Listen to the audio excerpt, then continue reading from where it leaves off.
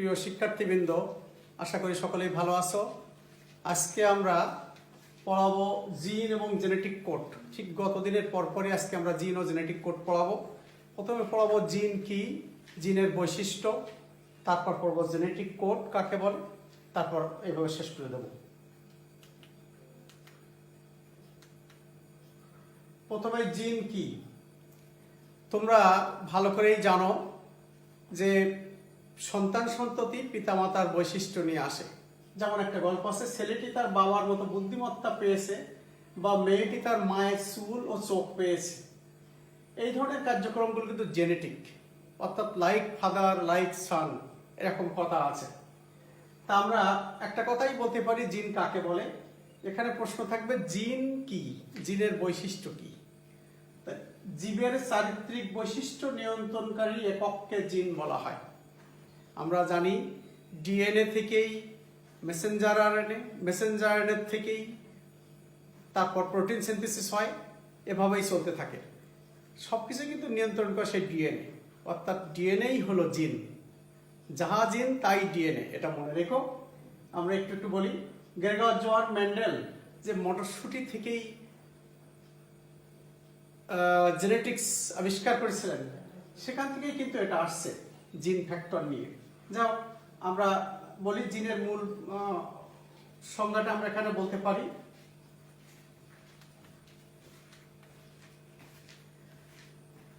প্রথমে জিনের সংজ্ঞাটা বলে দেই, জিন কি জিনিস।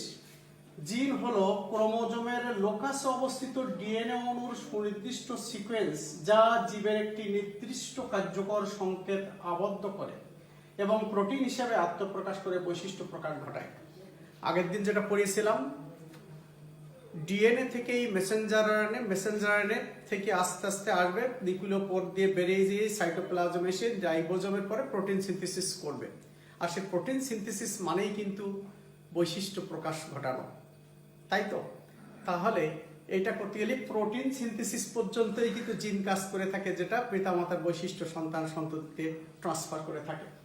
তা আমরা এসব কিছু না বলে এক কথা বলি, খুব সহজ। জিন ক্রোমোজোমে অবস্থিত বা ক্রোমোজোমস্থ ডিএনএর একটি অংশ, যা একটি কর্মক্ষম পলিপেপটাইড শিকল গঠনের উপযুক্ত বার্তা বহন করে।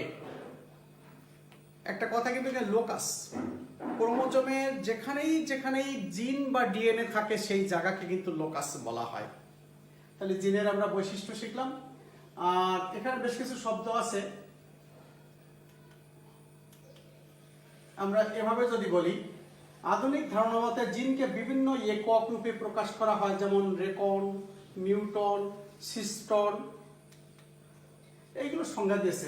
রেকন এটি জিন রিকম্বিনেশনের একক, মিউটন একে জিন রিকম্বিনেশনের জিন মিউটেশনের একক বলা হয়, সিস্টন জিন কার্যের একক। তা যাক, আমরা জিনের একটা সংজ্ঞা এখান থেকে বললাম যে জিন ক্রোমোজোমস্থ ডিএনএ এর একটি অংশ, যা একটি কর্মক্ষম পলিপেপটাইড শিকল, পলিপেপটাইড চেইন, নিউক্লিওটাইড অনেকগুলো পরপরযুক্ত পলিপেপটাইড চেইন গঠন করে, পলিপেপটাইড শিকল গঠনের উপযুক্ত বার্তা বহন করে। খুব সহজ ভাষায় আমরা এইটাই বললে ভালো হবে।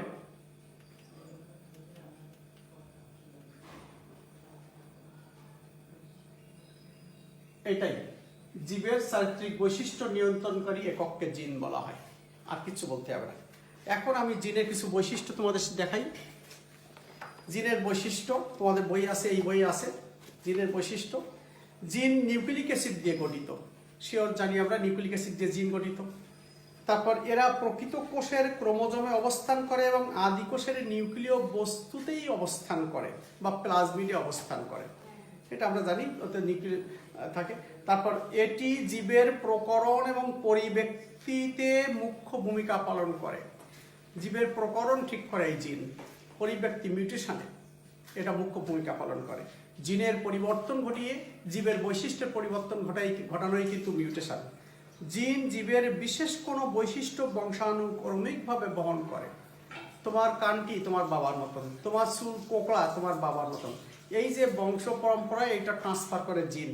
জীবের এক একটি বৈশিষ্ট্যের জন্য একাধিক জিন দায়ী, একটা বৈশিষ্ট্যের জন্য একাধিক জিন দায়ী, মনে রাখতে হবে। যাই হোক, তাহলে আমরা জিন সম্বন্ধে বললাম, জিন কাকে বলে, জিনের বৈশিষ্ট্য শিখলাম।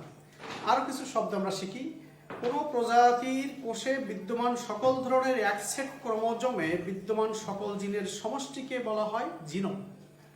তাহলে একটা ক্রোমোজোমের ভেতরে অনেকগুলো জিন থাকে, পরপর পরপর সাজানো থাকে। এই এক একটা সেট জিন কে একত্রে বলা হয় জিনোম। তাহলে জিন কাকে বলে, জিনের বৈশিষ্ট্য কি, জিনোম কাকে বলে, এটা বললাম। আমরা আরো কিছু শব্দ এখান থেকে বলি। জিনের প্রকৃতি। যে কোনো জিনেই মিউটেশন ঘটতে পারে, যার মাধ্যমে একটি স্থায়ী ও বংশ পরম্পরায় স্থানান্তরযোগ্য নতুন প্রকরণ সৃষ্টি করে। এইসব শব্দগুলো কিন্তু ছোট ছোট শব্দ, লাইনগুলো দিয়ে এমসিকিউ দেবে, কিন্তু এটা কিন্তু হায়ার অর্ডারে চলে যাবে। কখনো কখনো একাধিক জিন মিলে একটি বৈশিষ্ট্য নিয়ন্ত্রণ করে, আবার বলবে মিথ্যা কথা বলবে বা বহুপদী সমাপ্তি সূচকে। কখনো কখনো একাধিক জিন মিলে বৈশিষ্ট্য নিয়ন্ত্রণ করে কথা, আবার দু এক সময় বলে একটি জিন মিলে করে, দুটাই কিন্তু সঠিক।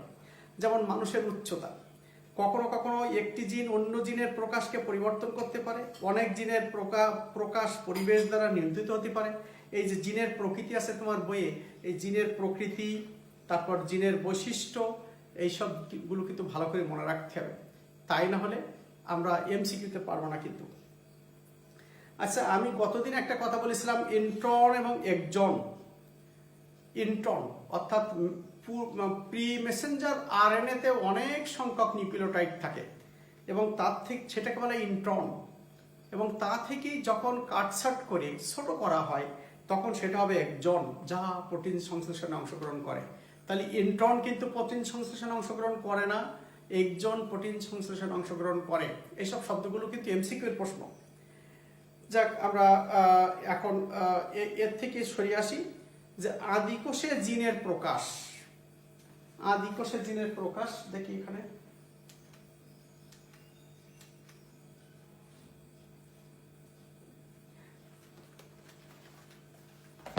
এই যে আছে আদিকোষে জিন প্রকাশ। জিন ক্রিয়ার নিয়ন্ত্রণ ব্যাখ্যার জন্য জ্যাকব মনর অপারেশন মডেল প্রস্তাব করেন। এই অপারেশন মডেলটা একটু দেখাবো। আদিকোষে তথা ইউসেরিসিয়া কোলাই যেমন একটা ব্যাকটেরিয়া, জিন প্রকাশের ইউনিটকে বলা হয় অপেরন। 4টি অংশ নিয়ে অপেরন গঠিত। একটা হচ্ছে গাঠনিক জিন, একটা হচ্ছে প্রমোটার বা উদ্দীপক জিন, একটা হচ্ছে অপারেটর জিন বা চালক জিন, আর একটা হচ্ছে রেগুলেটর বা নিয়ন্ত্রক জিন। এই একটা ক্রোমোজোম, এই ডিএনএ ডাবল হেলিক্স। দেখো, প্রোটিন সংশ্লেষণের জন্য জিন সমূহ, এখানে গাঠনিক জিন, তারপরে চালক জিন, এই যে চালক এখানে আছে, চালক, এই যে অপারেটর বা চালক জিন। তারপর একটা আছে enzyme, RNA polymerase enzyme, promoter বা উদ্দীপক, যেখানে আরএনএ পলিমারেজ এনজাইম সংযুক্ত হবে, আর রেগুলেটর বা নিয়ন্ত্রক জিন, যা অপারেটর জিনকে নিয়ন্ত্রণ করে। এই যে অপারেটর জিনকে নিয়ন্ত্রণ করবে। প্রতিটি আদিকোষী জীবে একাধিক অপেরন থাকে, যেমন ল্যাকটোজ অপেরন, ট্রিপ্টোফ্যান অপেরন ইত্যাদি থাকে। এখানে আদিকোষের একটা জিনিস দেখানো হলো, যেখানে প্রোটিন সংশ্লেষণের জন্য চালক জিন লাগবে, উদ্দীপক জিন তথা এনজাইম লাগবে, আরএনএ পলিমারেজ, আর নিয়ন্ত্রক জিন বা রেগুলেটর লাগবে।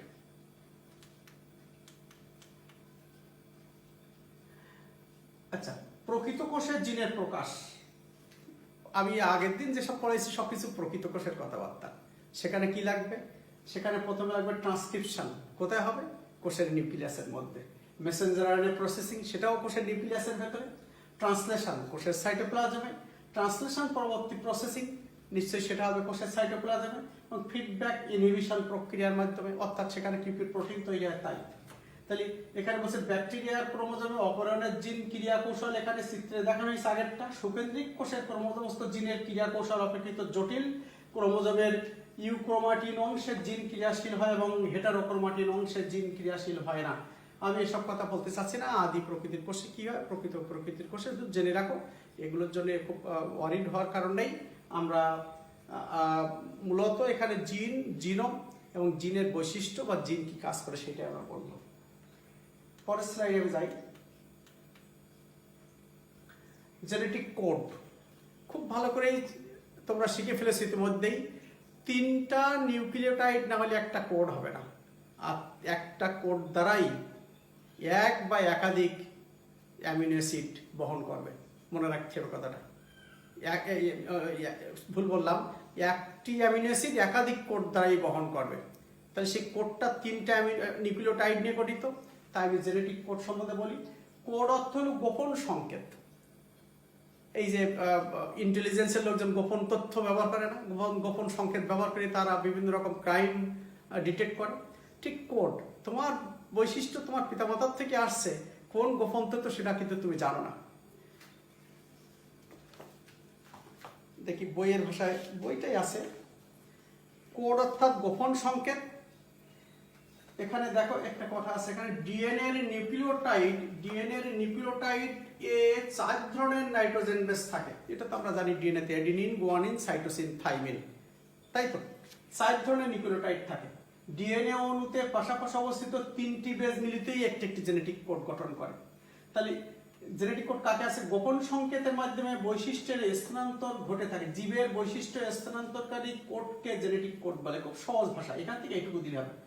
জীবের বৈশিষ্ট্য স্থানান্তরকারী কোডকেই জেনেটিক কোড বলা হয়। ইহা 3টা নিউক্লিওটাইড নিয়ে গঠিত। ডিএনএ তে এই কোড অবস্থিত থাকে। খবরদার, আরএনএ তে না, কিন্তু ডিএনএ তে এই কোড অবস্থিত। আর 3টি করে নিউক্লিওটাইডের এক একটি বিশেষ বিন্যাস বা ট্রাইনিউক্লিওটাইডের অনুক্রমকে কোডন বলা হয়। এক একটি মানে এই জীবের বৈশিষ্ট্য স্তরকে কোড বলা হয়, এবং 3টিকে একত্রে কোডন বলা হয়। তাহলে কোড কাকে বলে? জেনেটিক কোড কাকে বলে? কোডন কাকে বলে? আর ডিএনএ তে যে কোডগুলো তৈরি হয়, নাইট্রোজেনাস বেস, 2টা পিউরিন, 2টা পাইরিমিডিন নাইট্রোজেনাস বেস, এই যে অ্যাডিনিন, গুয়ানিন, সাইটোসিন, থাইমিন। আর আরএনএ তে কিন্তু থাইমিনের পরিবর্তে ইউরাসিল দ্বারাই হয়ে থাকে। যাই হোক, তাহলে আমরা জেনেটিক কোড সম্বন্ধে বললাম। আর আমরা আগের দিন শিখেছি ডিএনএ থেকে আরএনএ তৈরি হওয়ার পর আরএনএ, মেসেঞ্জার আরএনএ, এবং সেটার থেকে যখন প্রোটিন সিনথেসিস হবে সেখানে কিন্তু 4টা কোড থাকবে, 4টা কোডন। একটা কোডনে হবে স্টার্টিং, প্রোটিন সিনথেসিস স্টার্ট করবে। প্রোটিন সিনথেসিস না হলে তো চারিত্রিক বৈশিষ্ট্যের পরিবর্তন হবে না। আর 3টা হবে স্টপ কোডন, সেটাও আমরা আগে বলেছি। ইউজি হলো স্টার্ট কোডন, আর ইউএএ, ইউএজি আর ইউজিএ, এই 3টা হচ্ছে স্টপ কোডন।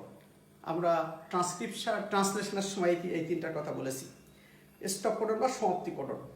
আমরা এখন একটা কথা বলি, এই মেসেঞ্জার আরএনএতে কিভাবে কোড তৈরি হয়। 61টা কোডের কথা আমি একদিন বলেছিলাম, যে আমি পরে বলবো, সেটা আমি দেখাই কি করে মেসেঞ্জার আরএনএতে 61টা কোড হয়।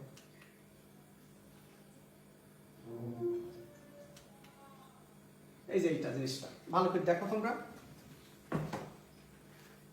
মেসেঞ্জার আরএনএর কোডনের স্বরূপ, এই 4টা তোমরা অনেক বোঝো না, কিন্তু এত সহজেই বোঝাই দিচ্ছি। দেখো 4টা ঘর, 1 2 3 4, 4টা ঘর। তাহলে ইউসিএজি, মেসেঞ্জার আরএনএ বলি ইউ1সি, কিন্তু ইউসিএজি 4টা ঘরে লিখবো। আর প্রত্যেক ঘরে এদিকেও 4টা ঘর করবো, ইউসিএজি। এর পাশে প্রত্যেক ঘরে একসাথে কিন্তু ইউসিএজি এভাবেই লিখবো।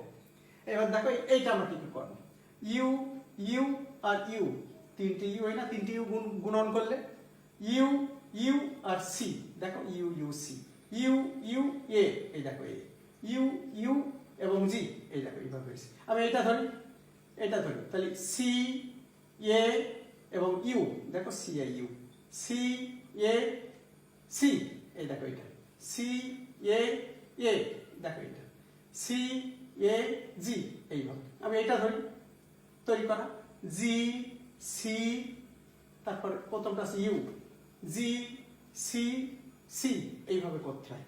তাহলে এটা খুব সহজ ভাষায় বোঝা গেল। এখানে কিন্তু 64টা কোডন রয়েছে। 64টা কোডনের ভেতরে খুব মজার ব্যাপার, 4টা কোডন, একটা হচ্ছে এইউজি, সেটা কিন্তু ধরা হবে, সেটা কিন্তু প্রোটিন সিনথেসিসের জন্য লাগবেই, কারণ সেটা স্টার্ট করবে। কিন্তু 3টা কোডন বাদ।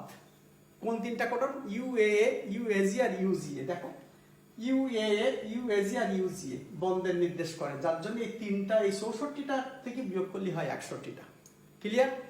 এই একটা কথা বললাম। আর কোডন যে নির্দেশনা করে, এক একটি কোডন, এই কোডনটি যেমন phenyl alanine amino acid protein synthesis সহায়তা করে, এই কোডনটা তাই করে। দেখো এই 4টা কোডন থিওনিন করে, তারপর এই 2টা কোডন এই কাজটা করে, এই লাইসিন করে এই 2টা কোডন। যেমন ধরো এই 4টা কোডন আর্জিনিন তৈরি করে, অর্থাৎ এখানে বলতে চাচ্ছি যে এক একটা অ্যামিনো অ্যাসিড এক বা একাধিক কোডন দ্বারা সৃষ্টি হতে পারে। ক্লিয়ার? ট্রান্সফারানের মাথায় সাপোজ এইটা থাকবে, এইটা ওই রাইবোজোমাল আরএনএ থাকবে, আবার এটাও থাকতে পারে, এই একটাই আর্জিনিন নামক অ্যামিনো অ্যাসিড সে বহন করে নিয়ে যাবে। আশা করি বুঝতে পেরেছো। তাহলে আমরা আজকে পড়লাম জিন কাকে বলে, জিনের বৈশিষ্ট্যসমূহ কি কি, জিন দ্বারা তারপর জেনেটিক কোড কি, জেনেটিক কোডের এই কোড 4টা শেখালাম, এবং এখন আর একটু পড়বো জিনোম কি জিনিস বলেছি। এখন জিনোমের জেনেটিক কোডের বৈশিষ্ট্যটা আমরা শেখাবো। তাহলে যে কথাগুলো বললাম দেখো এখানে লেখা আছে, একাধিক, দেখি এখানে আছে, এই যে জেনেটিক কোডের বৈশিষ্ট্য তোমরা দেখতে পাচ্ছ, তাহলে বই দেখি বলার দরকার নাই। জেনেটিক কোডের বৈশিষ্ট্য, ক্যারেক্টারিস্টিক্স অফ জেনেটিক কোড। একাধিক কোডন একটি অ্যামিনো অ্যাসিডকে কোড বা নির্দেশ করে, তাই কিনা দেখালাম আগে স্লাইড দেখালাম না, দেখো এই কোডটা দেখা, এইটা 4টা কোডন একটা অ্যামিনো অ্যাসিডকে নির্দেশ করে। একটি কোডন কখনো একাধিক অ্যামিনো অ্যাসিডকে কোড করে না, একটা কোডন কিন্তু কখনো একাধিক অ্যামিনো অ্যাসিডকে কোড করবে না, একাধিক কোডন একটি অ্যামিনো অ্যাসিডকে কোড করবে। মনে রেখো, কোডন তৈরিতে নিউক্লিওটাইড কখনো ওভারল্যাপ করে না। কোডন নিউক্লিওটাইড কখনো ধরো ইউএ না সিজিজি আর একটা এসিসি একে অপরে ওভারল্যাপ করবে না, বরং ক্রমসজ্জা বা সিকোয়েন্স অনুযায়ী করবে। কোডন সমূহ সার্বজনীন, অর্থাৎ বিশ্বের সকল প্রজাতির জন্য সমানভাবে প্রযোজ্য। ওই সকল প্রাণী, উদ্ভিদ সবার জন্য 3টা করে, এবং সেই আদিকাল থেকে শত বিবর্তন ধারা অতিক্রম করে এখনো একই রকম রয়েছে কোডনের বৈশিষ্ট্য। জেনেটিক কোড সর্বদা 3 অক্ষর বিশিষ্ট বা ট্রিপলেট কোড। 3 অক্ষর তো 3টা নিউক্লিওটাইড, শুরু ও সমাপ্তি কোড সুনির্দিষ্ট, এটা কোনো চেঞ্জ হবে না। এইউজি বারবার বলেছি, এইউজি দিয়ে চেইন শুরু হয়। সবকিছুই কিন্তু প্রোটিন সিনথেসিসে নিয়ে গেছি আমি, সবকিছুই যাই কিছু ডিএনএ এর ভেতর হোক না কেন, যাই কিছু কোষের নিউক্লিয়াসের ভেতর কেন, সবকিছু প্রোটিন সিনথেসিসের মাধ্যমেই চারিত্রিক বৈশিষ্ট্যের পরিবর্তন ঘটবে। আর স্টপ কোডন ইউএ, ইউএজি আর ইউজিএ দিয়ে চেইন শেষ হয়ে যাবে। যেখানেই এই 3টির একটা থাকবে, স্টপ দ্য প্রোটিন সিনথেসিস। 2টি কোডের মধ্যে অতিরিক্ত নিউক্লিওটাইড থাকে না, আবার সমাপ্তি কোডন না আসা পর্যন্ত অব্যাহতভাবে এই প্রোটিন সিনথেসিস চলতে থাকবে। এই হচ্ছে তোমার কোডের বৈশিষ্ট্য। এখানে আমি বোঝাই ডিএনএ কাকে বলে, ডিএনএর বৈশিষ্ট্য, তারপরে বা জিন কাকে বলে, জিনের ডিএনএ কাকে বলে বা জিন কাকে বলে, জিনের বৈশিষ্ট্য, জেনেটিক কোড কি, তারপর জেনেটিক কোডের বৈশিষ্ট্য, জিনোম কি, এই জিনিসগুলো তোমাদের শিখতে হবে মাত্র। যাই হোক, আজকে তোমরা মোটামুটি শিখলে। আগামী দিন আমি পড়াবো কোড বিভাজন, এবং এভাবেই আস্তে আস্তে কন্টিনিউ করব। তোমরা ক্লাসগুলো প্রতিদিন দেখবা, পাশাপাশি তোমরা কোনো কোশ্চেন থাকলে, যদিও আমি বাসায় পড়াচ্ছি ল্যাপটপ এবং এলইডি প্যানেলে, তোমাদের প্রশ্ন থাকলে আমার ফেসবুক আইডিতে দিবা, অথবা কলেজ ফেসবুক আইডিতে দিবা, অথবা আমার হোয়াটসঅ্যাপে দিবা, কথা বলবা, অথবা মেসেঞ্জারে দিবা। সকলে ভালো থাকো, সকলকে ধন্যবাদ।